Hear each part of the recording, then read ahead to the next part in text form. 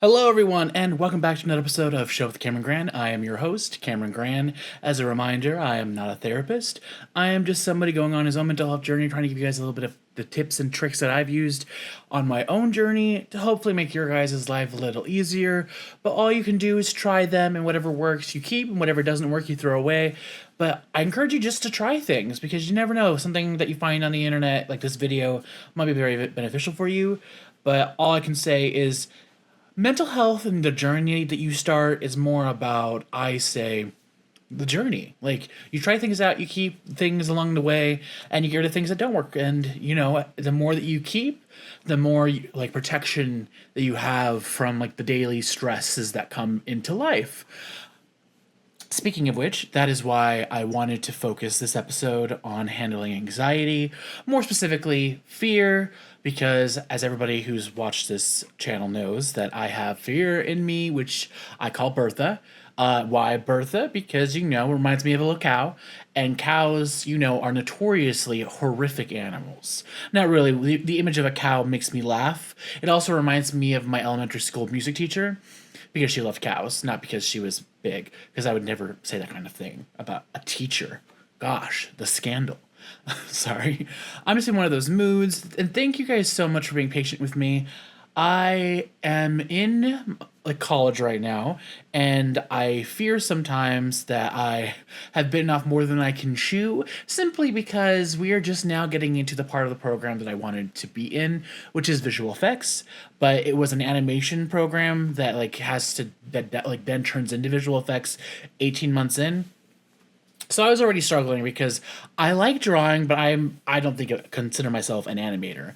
And so when I it was just a lot happening all at once. And then, speaking of fear, I was like, well, am I not smart enough to handle this? Because now that I've dived into visual effects, I'm only 2 months in, and things were happening, and I'm like, wow, my brain really feels like it got left behind.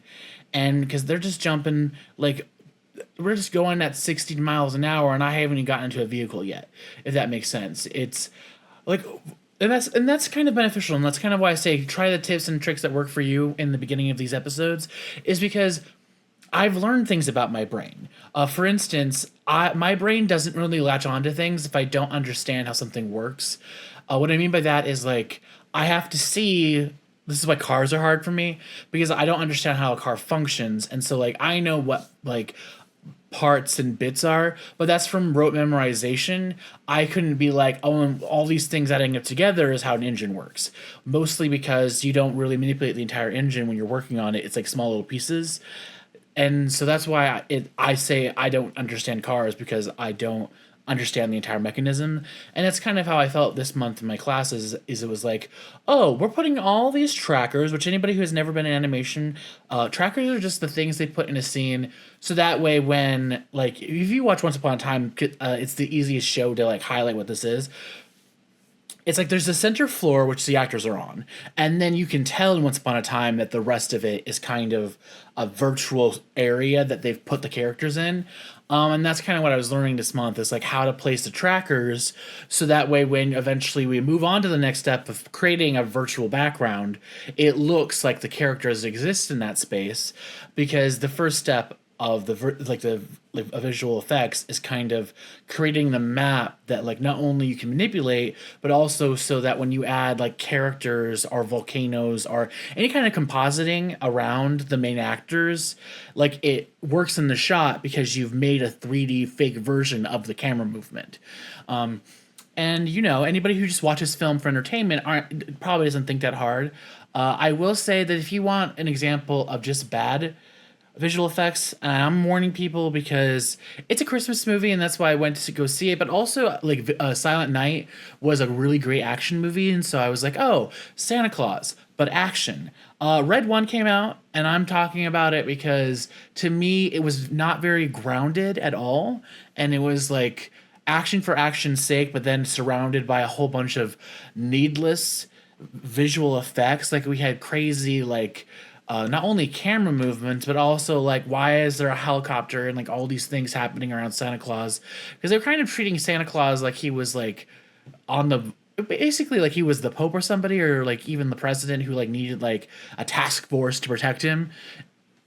And overall, I just thought it was way too serious for a Christmas movie. But the thing that I say about that is like you can tell how much is fake around all the actors because apparently that film had a $250 million budget and it did not feel that way because of just how much you could see.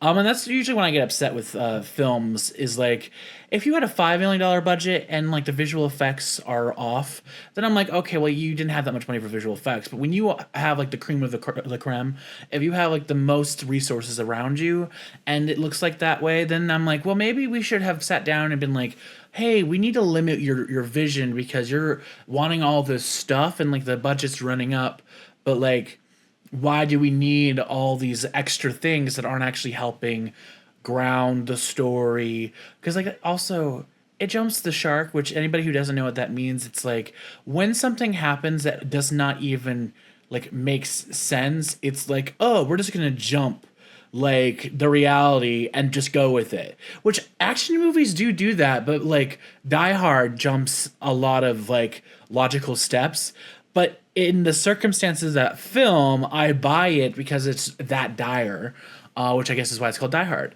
But it's just like it was just one jump the shark after the other, and it didn't seem like it was self-aware, but all of that's just to say if you want an example of like I'm a poorly rendered visual effects. It's a really good example of that.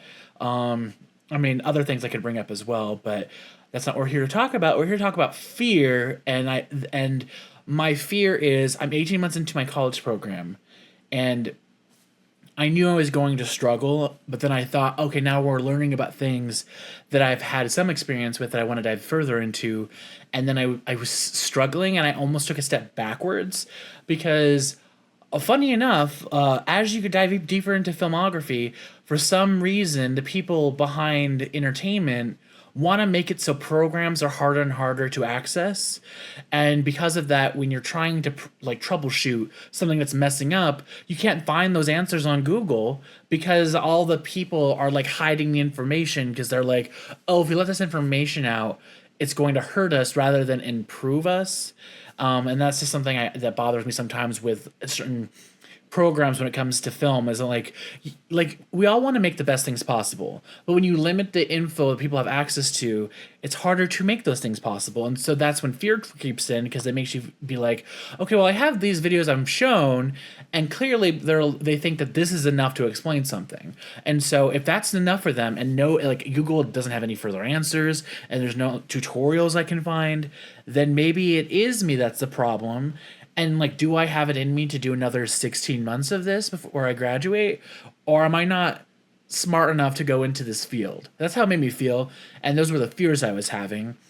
And I really had to reach out to like the head of the program I'm in, as well as my advisor. And I just had to talk to people because I'm like, hey, I need to be honest because I understand that other people can learn this way. But like, I am somebody who needs like Maya is a program that uses visual effects, and when you manipulate things in Maya, you can see immediately what happens to an object that you're manipulating. Whereas the program I'm using is called Synthesize, which is where you just place trackers, but you don't see any immediate results. And so if you mess up, usually it's further down the pipeline, and if you don't have tools to access or things to explain more that you're not like you don't processing, it's harder to troubleshoot. So if you mess up, you have to start all over from scratch. But if something takes you 24 to 30 hours to complete and you have to start back all over at one, that's a lot. And yeah, it can be very stressful. And that was the other thing I wanted to address because usually when more fear is involved, a lot of stress enters the chat. And then you're just like, oh, I wanted to have fun. I wanted to learn because learning is fun for me, but I just feel like I'm forcing myself to like stumble through life and pray that I understand and I can get these things done correctly. And that's kind of how it feels. And so I've been kind of on a like, let's do, I don't want to say as little as possible, but it's like my brain is so overwhelmed. It's like I'm doing enough to make sure that I'm still continuing progress, but I'm not doing enough to better myself in the long run, which I think is a hard thing to remind yourself of because we all have these dreams for ourselves, but a part of your dream needs to include the fact that you have to do the things to make sure that you're still around. Because like that's one thing that I am analyzing is kind of like I have different roadmaps that I could take for myself, and if I get lost in like the what ifs, I feel like I lose out on the potential to live.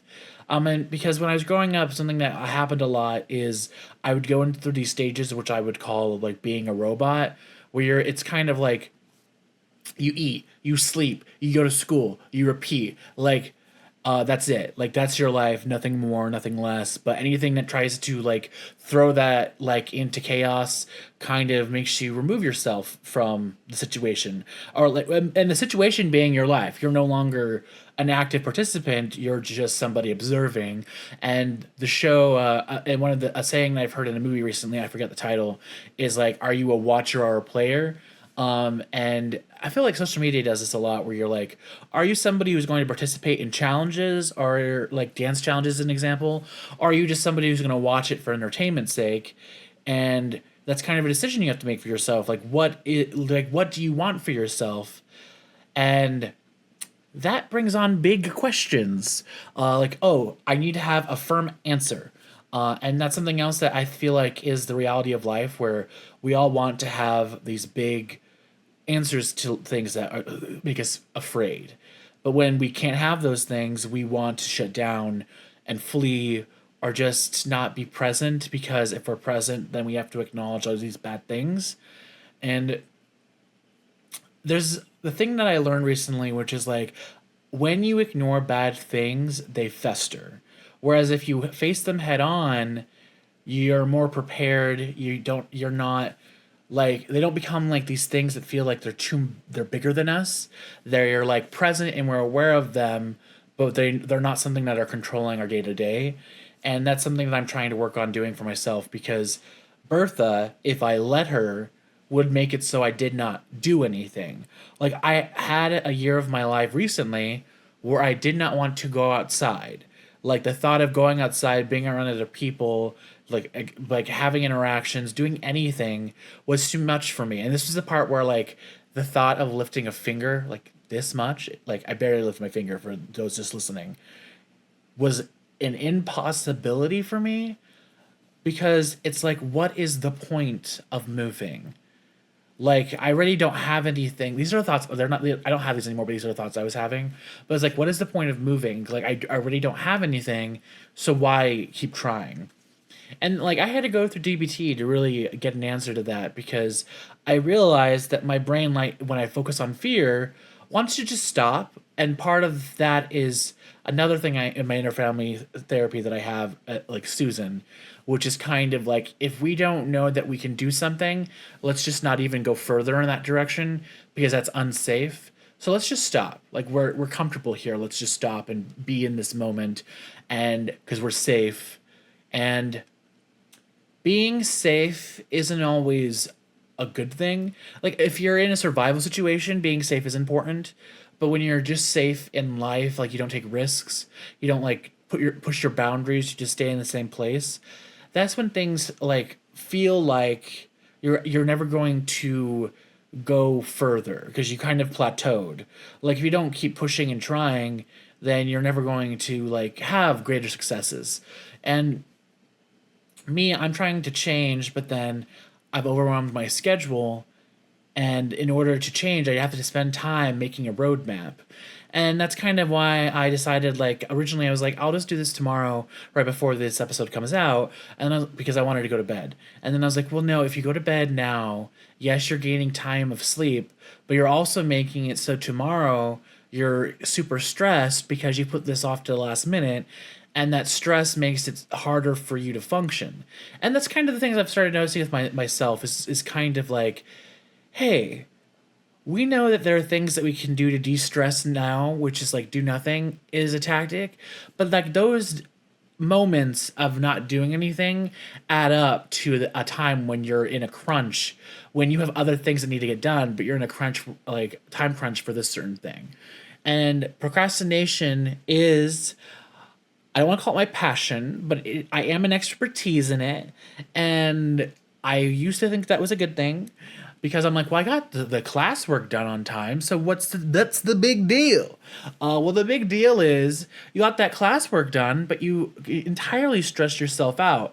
And going into the new year, all I want is to make sure that I tackle things in a timely manner. I tackle them so that way they get done. And when I decide that I'm going to de stress, it's actually real de stress time and not time I'm taking away from something else to ignore something that I should be doing, if that makes sense, which is part of being an adult. It's kind of like, hey, you want to get healthy? Well, you keep not having time to do healthy things because you're distracting yourself with things that aren't beneficial for you in the long run.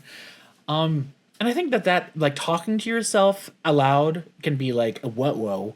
I've heard that that's a bad thing if you talk to yourself aloud by when no one's around, or when you talk to yourself when there are people around. Like for an example, I think that you should never buy something, especially like a big investment, without a little sit down with yourself. But if you go to like a car dealership, their goal is to never let you leave the lot, so you can't have those talks with yourself. There's a thing called buyer's high, and salespeople know this, and so they want to amp you up. They want you to just press go, because if you sign the contract, if you push go, and then you like don't have time to think, then they're like, oh, well, you had issues, but like, I mean, it's not my problem anymore because you already signed the contract, so now you have to do it. And which I like to believe the best in people, but I've been really taken advantage of in the fact that like, oh, I thought I was having help and really I was being taken advantage of, but they were so good at their job that they made me believe that they were on my side trying to like better my financial situation when really their desire to sell me something just really screwed me over in the long run. And that created a fear of being like, okay, well, I have these major plans, but now I'm sitting in a situation where it's unlikely I'll get out of it. So much so that now I'm like, okay, well, originally I wanted to sell my car and then move into a cheaper apartment so that way I could save for my long term goal of moving to California, which I've talked to you guys about before.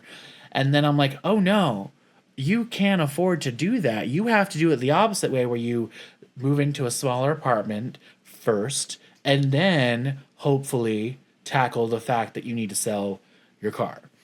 Which, I'm not trying to get a crappy car. I just want a car that has a more affordable payment. And I'm not good with finances, and I'm trying to learn more about them. Which finances is a fear of mine, and that's why I'm trying to like garner more knowledge about that. Because the thing, if I ever become homeless, I guarantee for myself, it will be because of my finances. And that's not me trying to like self actualize, because I know that's a thing that talk about in therapy, but it's like, what if I analyze all the points in my life where I've contemplating like what the reasons I went into DBT program have all been because I got into a position where like I had no other options.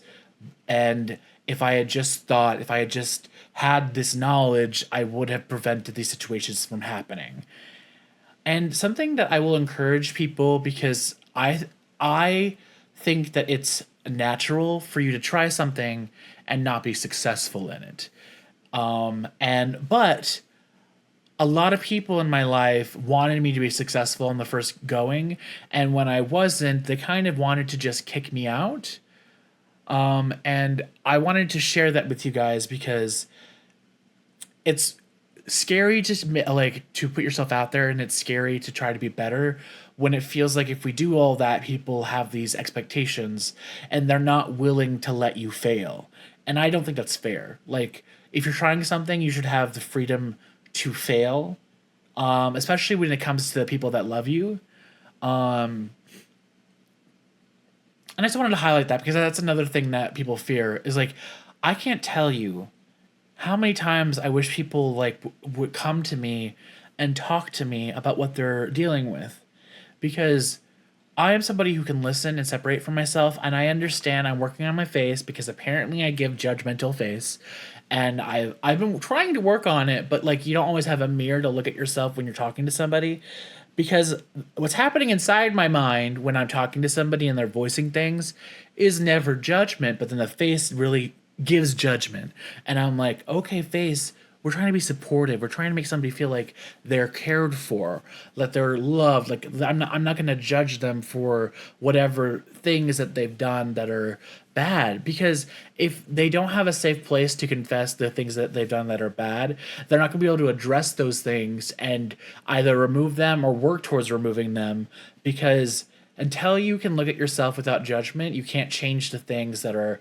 against your moral values, if that makes sense. Because a lot of times, especially when it comes to fear, if like the reason why we don't face fear is because sometimes those fears are tackling our values, or and that's really what the core reason is why we freeze or run or try to fight, is because, oh well, this thing is like really making me feel in danger, and if I address it head on, I don't know what I'll do, because it's pushing me to the brink of losing my self.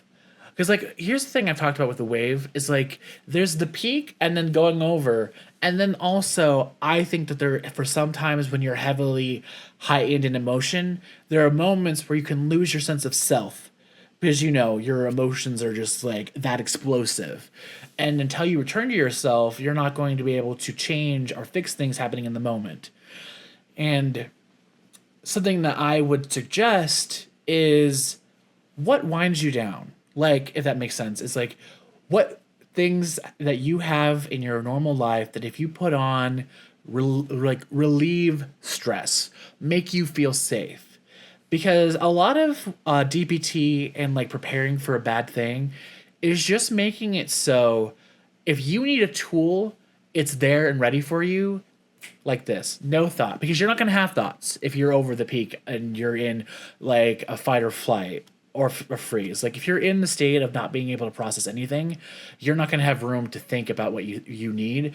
But if you see it in the corner of a room or in a bathroom, if it's like somewhere where you can just go and it's there, you can just pick it up and like it's there, and you can just process and like have this to help you relieve some of it, that's great. I have a journal. I have it in my room, and if it's really bad and I feel like I can't think to myself, sometimes I'll just like write in my journal and voice out the things that I'm trying to cope with, because if I don't, it's just too much in my head, because I think really fast, and sometimes what happens, and this has happened with people, is I think so fast that sometimes I'll think I've said things to people and I've just voiced like two of the like 10 sentences that I have in my head, but my mind will make you believe I said all of it, and that's why people are like, you only said two things and they didn't make sense. Can you just repeat what you were trying to say, because you skipped out a lot? And that's happened to me before because my brain works really fast.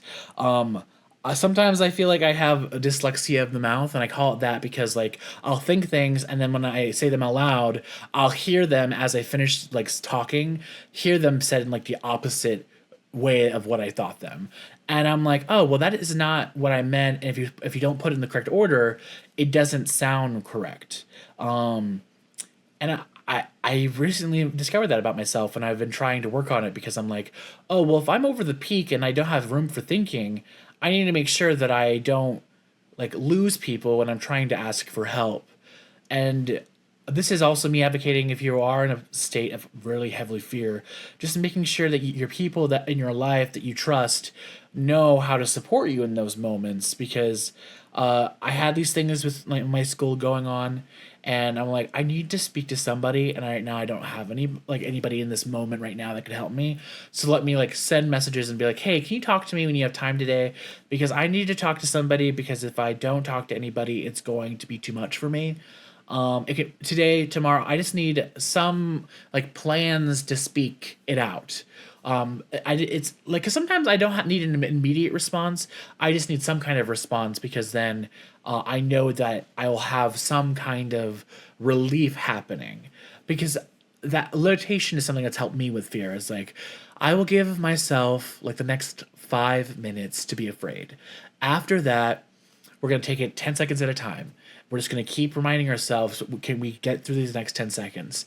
And we're just going to keep repeating that until hopefully that thing ends and we can move past it, or we can develop a plan to fix a major issue. Because unfortunately, for me, I seem to be in the ballpark of just having major issues all the time, and that can be very stressful. And it's sometimes it's really sad because I'm like I don't want to have huge problems all the time. I wish it was kind of more of an even like tread. Like because the thing that I agree with that I think should be the real goal of DPT and mental health is neutral. Like when you are grounded, that should be your goal every day. It shouldn't be I want to be happy every day. It shouldn't be I want to be angry because I've met people. There are people who love anger. I can't.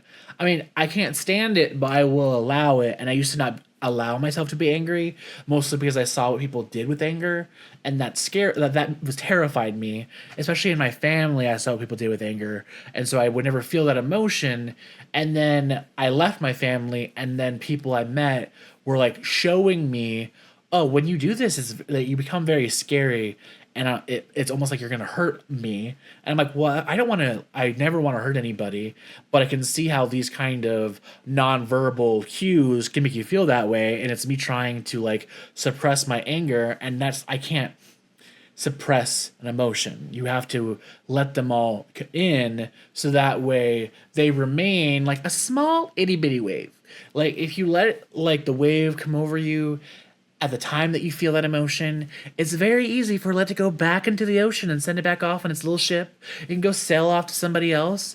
But if you keep pushing it off your bankment, you don't let it like be on the beach, eventually it's gonna be like, you know what, I'm gonna wait for the biggest wave so I can sail right over your head and force you to feel this because I'm tired of your shenanigans. I want to be felt, and just because you don't like me doesn't mean that I don't get to be present in your life. And that's kind of the thing that happens with me and my emotions is I'm like, okay, I'm afraid of this emotion because I feel like I don't have control. The reality is you don't have control. All you can do is manage how you are in a situation because trying to get yourself to believe that you're always going to be in control is just a never ending battle that you will never win. And so, my advice for just dealing with fear is there are like breathing techniques. The ones I've talked about before, which is like it's a 16 count, which is like 4 breaths in, 4 breaths out. And then the other two is like breathing in for 4 counts, holding it for 4 counts, breathing out for 4 counts, then holding it for 4 counts, and then breathing in again. That's the thing that you can recycle. I don't know you and your breath support because sometimes you can go 8 8 8 8 like a square, but make sure that you do that slowly because if you do it quickly, you're probably going to make yourself pass out because it feels like you're hyperventilating. But really, that technique is just to put you back in your body. Another thing that they tell you is like, oh, go play in the grass or like be reminded of the earth. Like, find a way to like connect yourself with the ground and like your environment and what's immediately in your vicinity. Like, take those things in. Basically, basically all the things that like we've talked about when it comes to mindfulness, like become mindful, become aware of what you can affect in this current situation, what are things that you need to address but you can't do in this moment, and then make sure if it's something that does need to be addressed soon, just be like, okay, I will address you, will like, and then I'll take 10 minutes for myself, and then after that I'll spend the next 30 minutes on you. But you are something that's hard for me to process, you could be like, okay, 30 minutes for you, 10 minutes for me, another 20 for you, and then we're done.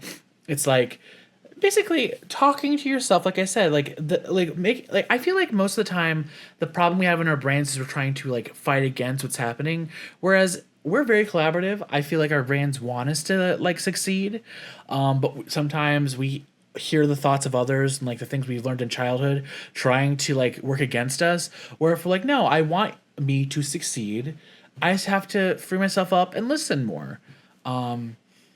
And I'm going to end this episode here just because it's a short one, but I needed to make it short because I have a lot going on this week. I have to finish this class. It's been a nightmare. And I just really wanted to say thank you guys so much for following me on this journey. If you're out there and you're struggling, I see you. And because I see you, I want you to listen to me when I say, wherever you are, just take a moment, take a deep breath. Make sure you let that breath out. Don't pass out.